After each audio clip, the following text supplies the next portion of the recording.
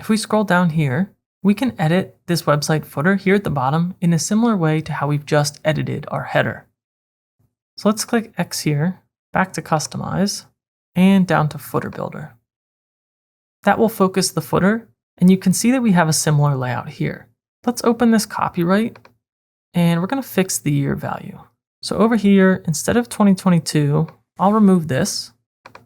I'll type a left bracket and current underscore year and close with a right bracket.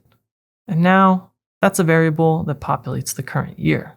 Now that that's fixed, let's change our logo to match the header. I'll click this pen icon. I'll say got it here.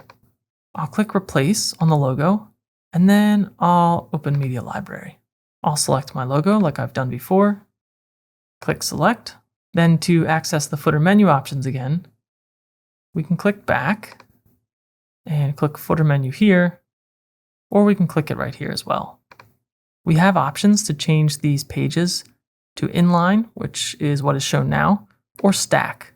I like inline, and you can arrange this how you'd like.